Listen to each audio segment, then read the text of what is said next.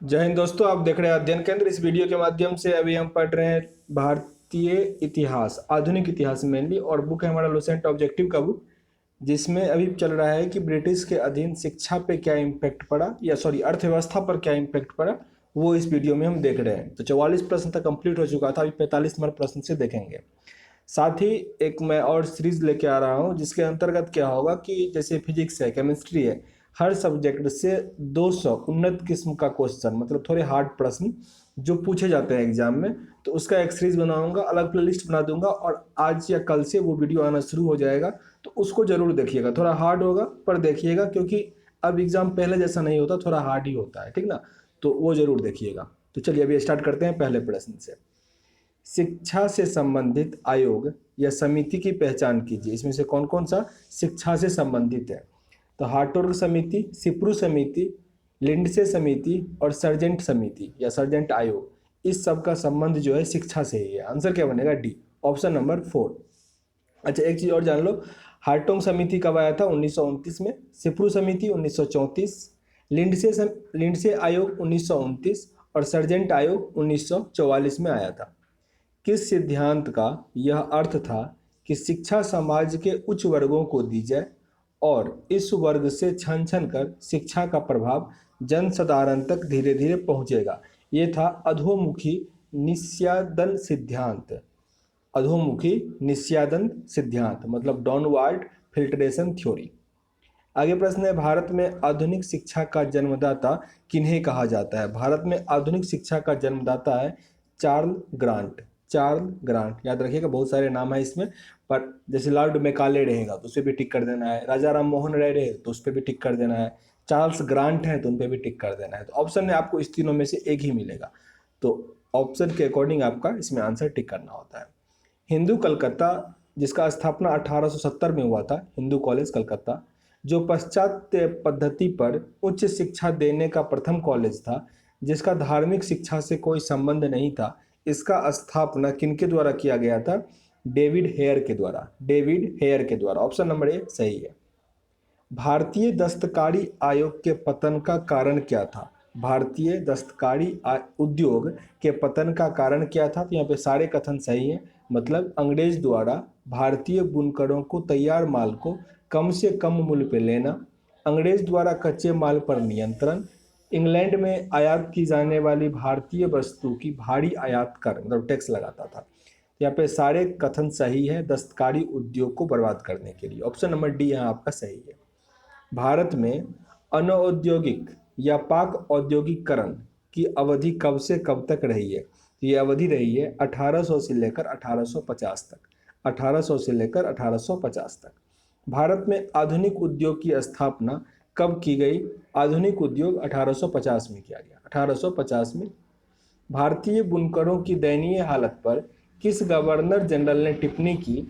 इनका दुखद दर्द समूचे इतिहास में अतुलनीय है। कपड़ा बुनकरों की हड्डी से भारत की धरती सफ़ेद हो गई है, ये कहा गया था विलियम बेंटिंग के द्वारा। विलियम बेंटिंग के द्वारा। बैप्टिस्ट मिशनरियों की त्रिमूर्ति जोशुआ मार्समैन, विलियम कैरी और विलियम वर्ल्ड ने श्रीरामपुर को अपना कार्यक्षेत्र चुना। किस कारण उन्हें श्रीरामपुर त्रिय के नाम से भी जाना जाता है? यह श्रीरामपुर वर्तमान में कहाँ स्थित है? यह स्थित है बंगाल, बंगाल में। श्रीरामपुर त्रिय वर्तमान में, यह श्रीरामपुर कहाँ स्थित है? बंगाल में। भारत में रेलवे के निर्माण के कारण क्या थे? इसमें से कौन से कारण मतलब भारत में रेलवे के निर्माण का कारण था? तो आंसर यहाँ पे डी है, उपरोक्त सभी सही। मतलब ब्रिटिश उद्योग में उत्पादित वस्तुओं की तेजी से खपत और ब्रिटिश उद्योग के लिए भारत के विभिन्न भागों से कच्चे माल की आपूर्ति, ये कारण था। फिर विस्तृत भारतीय साम्राज्य को एक राजनीतिक प्रशासनिक सूत्र में आबद्ध करना, साथ ही आंतरिक विद्रोह व बाह्य विद्रोह आक्रमण के दौरान सेना का तेजी से मूवमेंट, ये 3 कारण थे जिसके कारण भारत में रेलवे का निर्माण करवाया गया। कब करवाया गया और उस टाइम में गवर्नर जनरल कौन थे, ये आप मुझे कमेंट बॉक्स में बता दो। आगे प्रश्न है 55 नंबर, किसने भारत में रेलवे की स्थापना को आधुनिक उद्योग या अग्रदूत या जननी की संज्ञा दी है? ये संज्ञा दिया गया कार्ल मार्क्स के द्वारा। कार्ल मार्क्स मतलब आधुनिक उद्योग का अग्रदूत रेलवे है, ये किसने कहा? कार्ल मार्क्स ने कहा। पहली औद्योगिक पटसन मिल कहाँ स्थापित किया गया?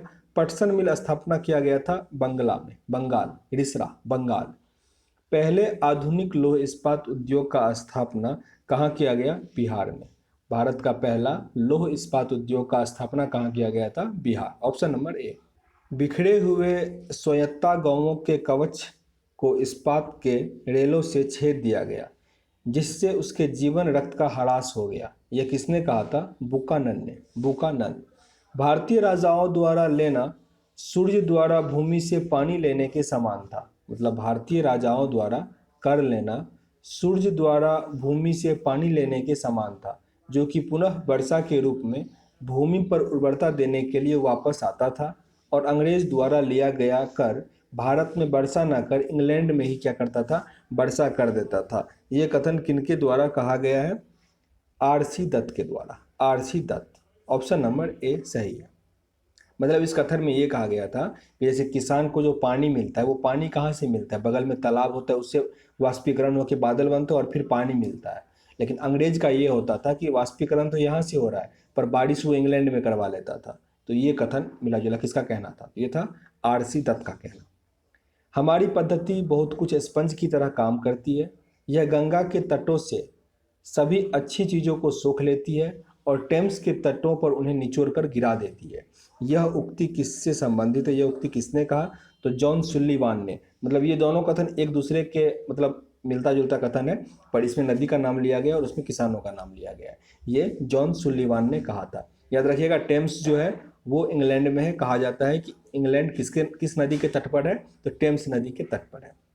आगे प्रश्न है हमारा, कांग्रेस के किस अधिवेशन में पहली बार कांग्रेस द्वारा मौलिक अधिकार और राष्ट्रीय आर्थिक कार्यक्रमों से संबंधित प्रस्ताव जारी किया गया था? कराची अधिवेशन 1931 में। कराची अधिवेशन 1931।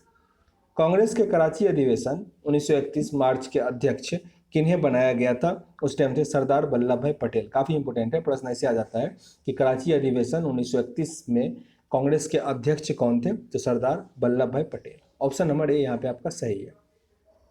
यहाँ पे अकाल से संबंधित आयोग है और उस टाइम में कौन गवर्नर जनरल था ये आपको यहाँ पे मिलाना है। तो एस्ट्रेची आयोग 1880 के अकाल से संबंधित है, लॉर्ड लिटन। लियाल आयोग 1897 में आया था, इसके थे लॉर्ड एल्गिन। फिर था मैकडोनल आयोग 1900 में, इसके थे लॉर्ड कर्जन। और वुडहेड आयोग 1943 से 44 तक, इसमें थे लॉर्ड बेवेल। ऑप्शन नंबर ए यहाँ आपका सही है। 20वीं सदी के पूर्वार्ध में देश में भीषण अकाल पड़ा था। मतलब 1942 से 43 में ये अकाल कहाँ पड़ा था? ये पड़ा था बंगाल में, Bengal. Option number A. British काल में निम्नलिखित में से कौन कौन से उद्योग धंधे विकसित हुए? उस टाइम में विकसित हुआ जूट, कोयला, लौह इस्पात, मशीन के पुर्जे। मशीन का पुर्जा उस टाइम में नहीं होता, द्वितीय मतलब पंचवर्षीय में होता। सूती कपड़ा। तो ये चार हुआ था। कौन कौन सा? जूट, कोयला, लोह व इस्पात और सूती वस्त्र। ऑप्शन नंबर ए यहाँ भी आपका सही है। 1938 के अंत में भारतीय राष्ट्रीय कांग्रेस के अनुरोध पर जो राष्ट्रीय योजना समिति बनाई गई थी उसके अध्यक्ष किन्हें बनाया गया था? ये थे अध्यक्ष Jawaharlal Nehru, Jawaharlal Nehru. Option number B. अकालों को रोकने तथा अकाल पीड़ितों की सहायता हेतु भारत सरकार ने अकाल संहिता कब प्रचारित किया था? मतलब अकाल संहिता कब प्रचारित किया गया था? ये किया गया था 1883 में, 1883। भारत में विकेंद्रीकरण का शुभारंभ किसके समय में हुआ था? विकेंद्रीकरण का जनक कहा जाता है इनको, इनका नाम याद रखिएगा, लॉर्ड मियो, लॉर्ड मियो। रेल विभाग के लिए पृथक रूप से रेल बजट कब प्रारंभ किया गया? रेल बजट प्रारंभ किया गया अलग से 1925 में, 1925। यही टाइम है जिस टाइम भारत में मीन्स वो ट्रेन आ गया, डीजल ट्रेन आ गया था। ब्रिटिश नागरिकों को सर्वप्रथम किस वर्ष भारत में भूमि खरीदने व बसने की अनुमति दी गई? 1833, 1833 में। ऑप्शन नंबर बी सही है। The economic history of India के लेखक कौन है? The economic history of India के लेखक हैं रमेश चंद्र दत्त, रमेश चंद्र दत्त। भारत में इस्पात का उत्पादन सर्वप्रथम कब हुआ? इस्पात का उत्पादन हुआ था 1913 में, 1913। ये वही टाइम है जब गदर आंदोलन हुआ था, लाला हरदयाल ने इसका नींव रखा था। अंग्रेज घुसपैठियों ने भारत के करघे को तोड़ डाला और चरखे को नष्ट कर दिया। ये कथन किनके द्वारा कहा गया था? कार्ल मार्क्स के द्वारा। ये कथन भी कई बार पूछा जाता है प्रश्न में कि ये कथन किनके द्वारा कहा गया कि अंग्रेज घुसपैठियों ने भारत के चरखे को तोड़ डाला और चरखे को नष्ट कर दिया। ये कहा गया कार्ल मार्क्स के द्वारा। दादा भाई नेहरूजी ने अंग्रेजों द्वारा किए गए कार्य को अनिष्टों का अनिष्ट की संज्ञा दी। अनिष्टों का अनिष्ट की संज्ञा दी थी धन के निकास के काम को, धन के निकास के काम को। यह कथन कि भारत और इंग्लैंड के आर्थिक हित प्रत्येक क्षेत्र में टकराते हैं, ये कथन किसका है? जवाहरलाल नेहरू का। जवाहरलाल नेहरू का।